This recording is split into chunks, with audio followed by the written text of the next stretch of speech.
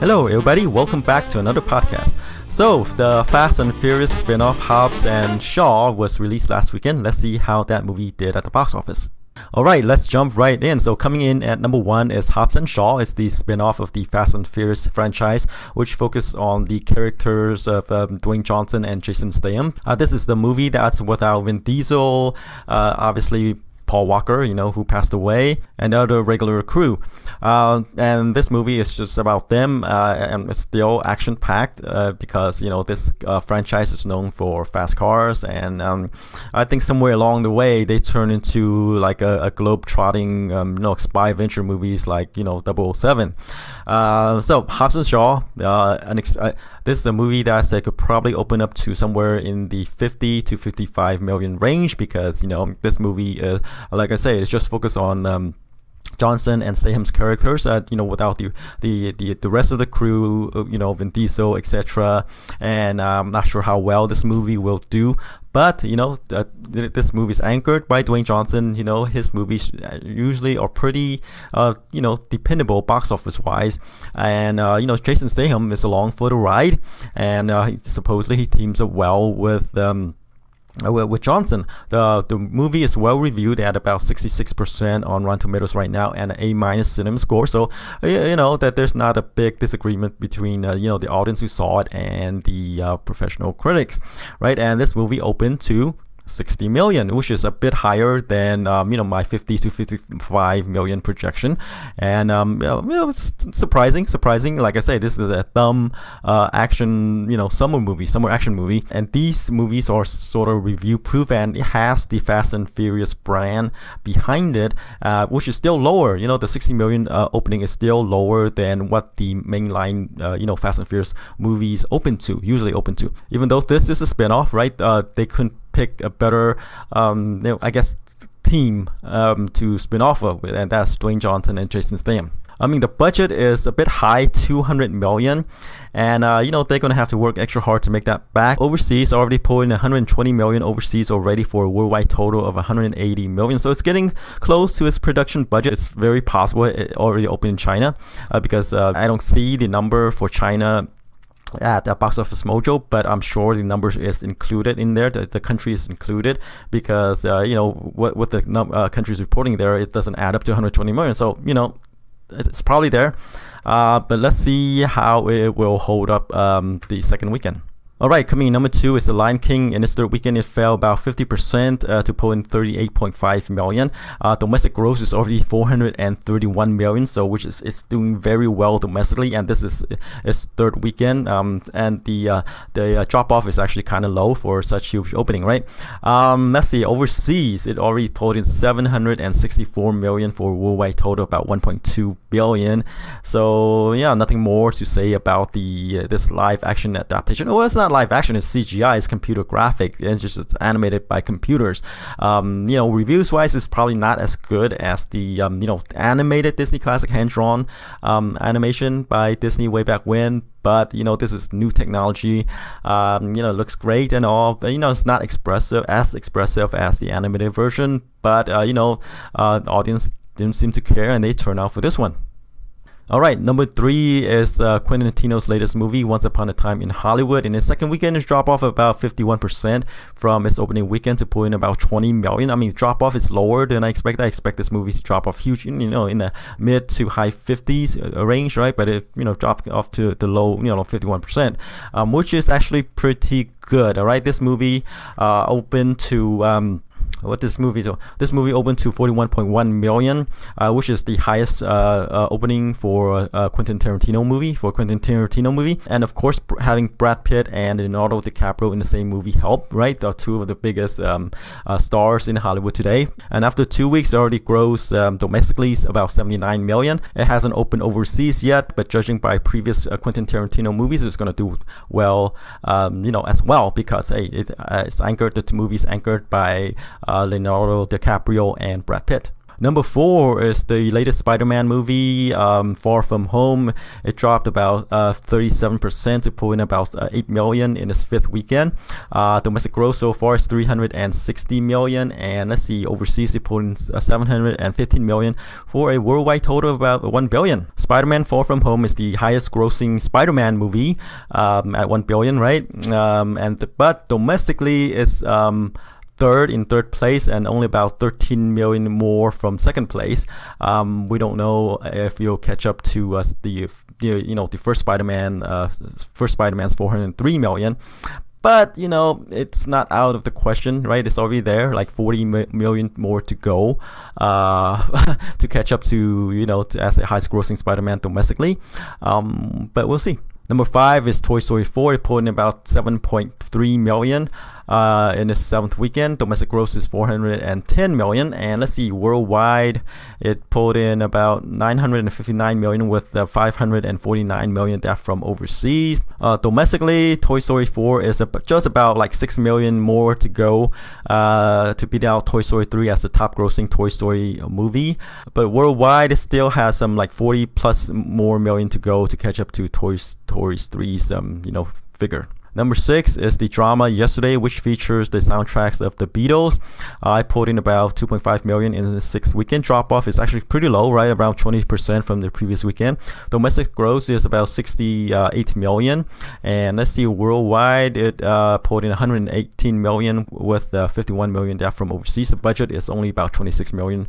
So this movie is actually doing pretty well, as with the recent movies with, about musicians, bands, what have you, right? Yesterday, features the soundtrack, doesn't feature any, I think, actual Beatle members, right? But it does have the soundtrack, and that's huge. Right, number 7 is the thriller Crawl. It pulled in about 2.9 million in its 4th weekend. Drop off is about 46% from the previous weekend. Domestic gross is about 36 million, and let's see, overseas it pulled in 17 million for a worldwide total of about 53 million. The movie only cost about 14 million to make, so one of these movies that are there, I'm surprised that it only cost about 14 million because it features Storm and a crocodile, and those movies are usually pretty expensive as special effects. So maybe all the money are in the special effects because the actors are not people that you normally recognize. All right, number 9 is the other live action remake of a Disney classic, Aladdin.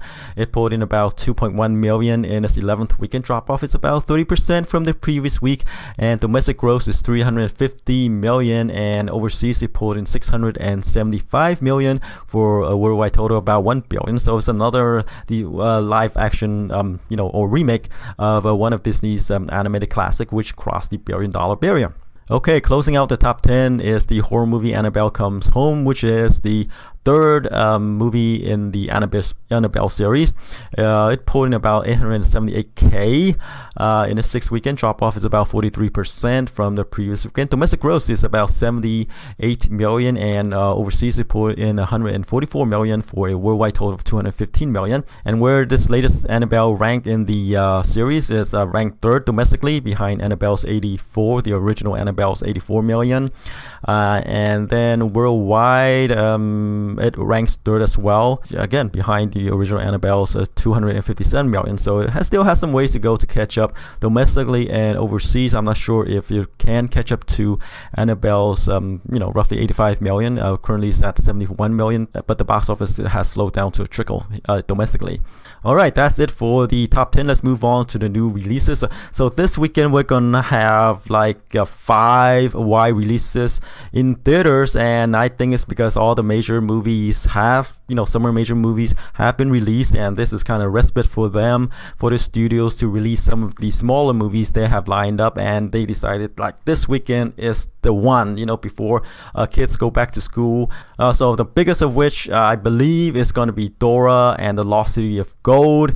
Then it's going to be like The Art of Racing in the Rain. It's based on a book. And then Brian Banks, that movie, drama, that's based on a true story. And then The Kitchen, which is an action thriller that stars Melissa McCarthy, Tiffany Haddish, Common, etc. Has vibes of Widow, a movie from earlier this year. And then finally, Scary Stories to Tell in the Dark, which is a horror movie that's that's produced by Guillermo del Toro. It's a teen horror movie. Let's see how those movies go. All right, I'm gonna start off with Dora and the City of Gold. I believe this is gonna be the biggest one because it has the biggest brand recognition because it's based on a popular children TV series. It's directed by James Bobin, who did some of the Muppets movies, so he can direct children's movie, and this is one of them, right? It stars Isabella Moner as Dora, Danny Trejo as the voice of Boots, I believe is the monkey, right? Her monkey companion, and then Benicio del Toro as the voice of Swiper, is one of the villain, I think a weasel. I'm not familiar with Dora here, and then Michael Pena as Zora's dad, and etc. And other Spanish actors are in this movie as well. Currently, the movie is sort of well reviewed, 60% on the at Rotten Tomatoes.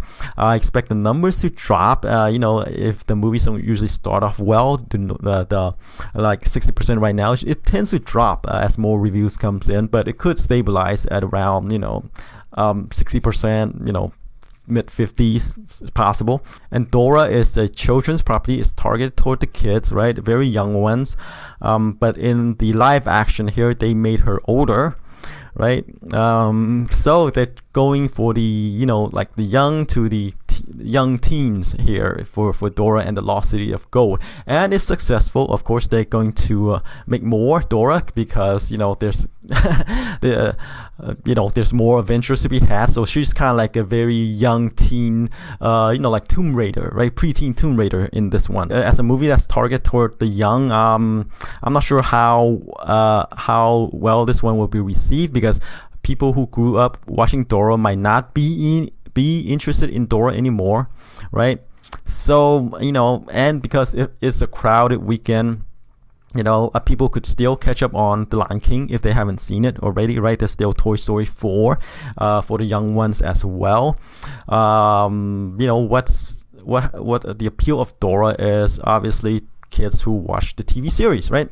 And I'm not sure if that there are that many of those to make Dora into a huge opener. So I think an opening of somewhere in the 25 to 30 million range is actually spot on for Dora and the Lost City of Gold. All right, up next is The Art of Racing in the Rain.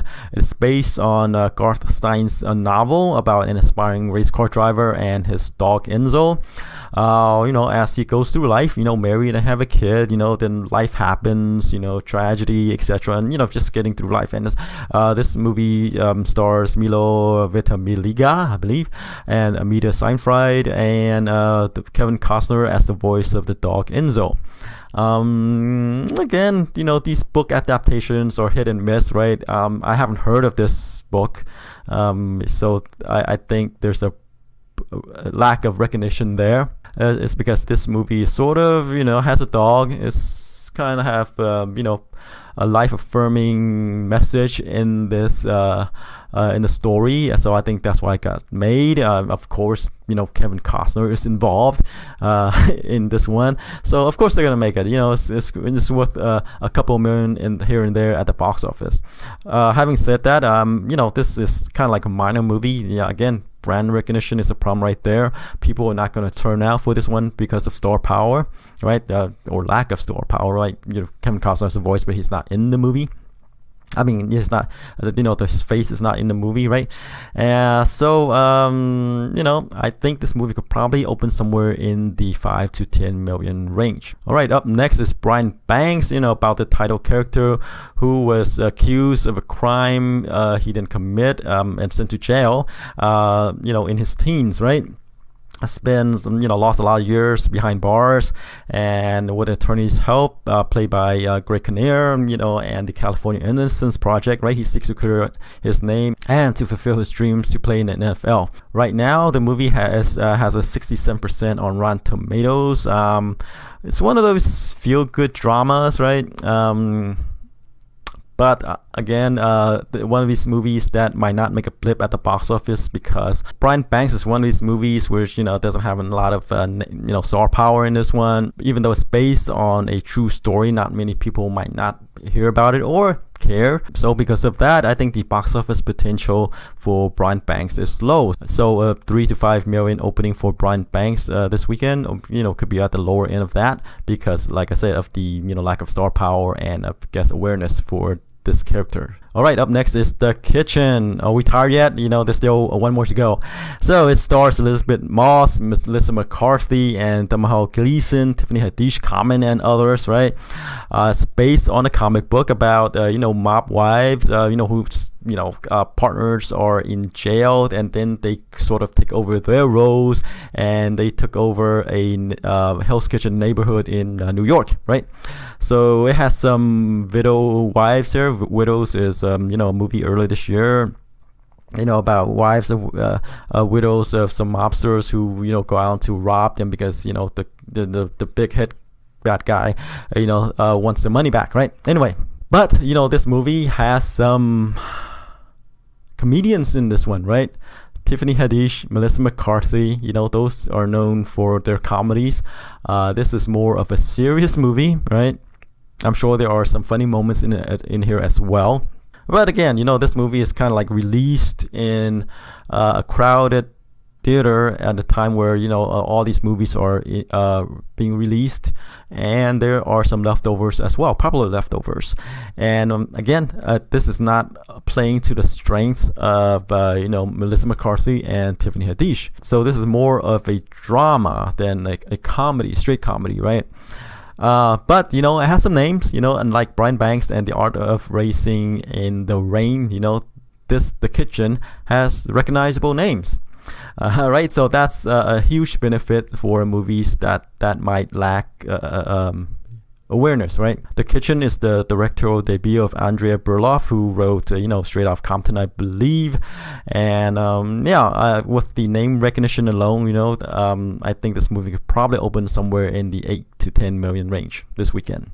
All right, finally, it is Scary Stories to Tell in the Dark. This is the fifth and final wide releases in theaters. This movie is produced by Guillermo del Toro. It's by CBS Films, who specialize in genre movies like this one, scary movies. Right? It's about a group of teens who discover a book in an abandoned house, and this book kind of writes itself, right? And they included the characters, the teenagers in the story, and whatever is written in the story gets turned to life, right? I mean, and normally involves these ghost creatures, supernatural creatures, trying to off the teens one by one. It's one of these movies, like 10 Little Indians. It's one of these movies, kind of like Final Destination movies, sort of like that, right? Again, with teen horror movies, lack of names, but usually it's the scares that are appealing to the target audience. I'm not sure how well this movie is going to open to, since it does have Del Toro's name attached to it. The horror movies are pretty hit and miss, right? I mean, there are ones that have done really well, and movies that just kind of like open in the 5 to 10 million range, and then just disappear because these movies are cheaply made.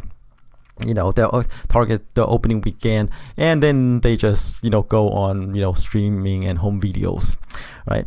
And I think Scary Stories to Tell in the Dark tend to fall in the second group, which opens to like 5 to 10 million range, and then just kind of disappear in the theaters, right? So 5 to 10 million for Scary Stories to Tell in the Dark. All right, that's it for this week's podcast. Tune in next week to see how I did. Until then, take care. Bye bye.